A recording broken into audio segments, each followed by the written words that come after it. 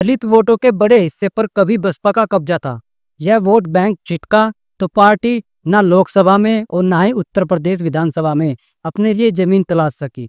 हालांकि लखनऊ की रैली बताती है कि बसपा मायावती पर दलितों का विश्वास कम नहीं हुआ है। राजनीति में एक वक्त पर बहुजन समाज पार्टी की गूंज दूर दूर तक सुनाई देती थी, लेकिन गुजरते वक्त के साथ बसपा राष्ट्रीय राजनीति से गायब हो गई। समय के साथ पार्टी का प्रभाव धीरे धीरे सिमटता गया। लोकसभा और उत्तर प्रदेश विधानसभा चुनावों में लगातार झटकों ने बसपा को हाशिए पर ला खड़ा किया। हालांकि 9 अक्टूबर गुरुवार को लखनऊ में हुई मायावती की रैली में उमड़ी भीड़ ने सिर्फ पार्टी को नई ऊर्जा दी, बल्कि मायावती के आत्मविश्वास को भी फिर से जगा दिया। ये भीड़ बताती है कि बसपा का जादू कायम है। लखनऊ रैली ने बसपा की उम्मीदों को जिंदा रखा है। दलितों के लिए आज भी मायावती बड़ी नेता है। यही कारण है कि लखनऊ रैली में जिस तरह से दलित सम्मिलित हुए, उसने मायावती को भी लंबे समय के बाद किसी राजनीतिक मंच पर खुश होने का मौका दे दिया। पिछले सभी रिकॉर्ड तोड़ दिए गए। बसपा ने रैली में उमड़ी भीड़ को देखकर सोशल मीडिया प्लेटफॉर्म पर एक पोस्ट किया, जिसमें मायावती ने कहा, भीड़ के मामले में आज अपने खुद के भी अपने पिछले सभी रिकॉर्ड तोड़ दिए हैं। मायावती ने कहा, ये जो लाखों लोगों की संख्या में लोग आए हुए हैं ना, इनको यहाँ दूसरी पार्टियों की तरह मजदूरी देकर दिहाड़ी पर नहीं लाया गया है, बल्कि ये लोग अपने खून पसीने की कमाई के पैसों से ही खुद चलकर आज के अपने 9 अक्टूबर के प्रोग्राम में मुझे सुनने के लिए आए हैं। यह रैली बसपा के लिए सिर्फ एक राजनीतिक कार्यक्रम नहीं, बल्कि एक संदेश भी था।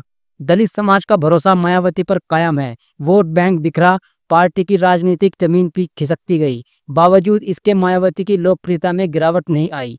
लखनऊ रैली में दलित समुदाय की भारी भागीदारी ने यह साफ कर दिया है कि मायावती अब भी उनके लिए एक बड़ी नेता है। लंबे समय बाद किसी मंच पर मायावती को इस तरह आत्मविश्वास से भरे और उत्साहित अंदाज में बोलते देखना बसपा कार्यकर्ताओं के लिए भी एक सकारात्मक संकेत है।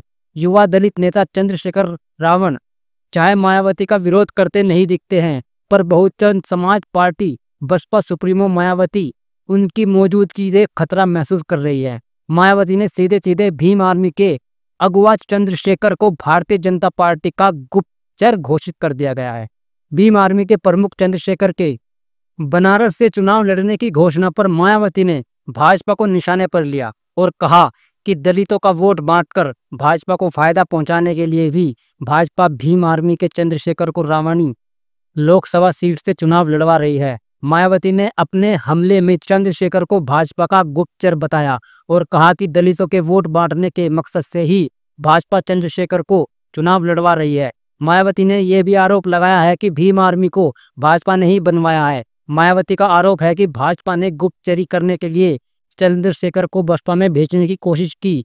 चंद्रशेखर को लेकर मायावती का ऐसा बयान पहली बार नहीं आया है। इससे पहले भी उन्होंने चंद्रशेखर से किसी भी तरह का राजनीतिक रिश्ता रखने से इनकार किया। तो क्या बुरे दौर से गुजर रही मायावती और बसपा को सियासी संजीवनी की जरूरत नहीं थी?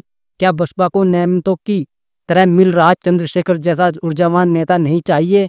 क्या मायावती काशीराम से विरासत में मिली अपनी राजनीति का खजाना भी बाकी वंशवादियों की तरह अपने परिवार को ही सौंपना चाहती है, या उन्हें चंद्रशेखर में अपने वारिस की बजाय प्रतिद्वंदी को और खतरा नजर आने लगा है?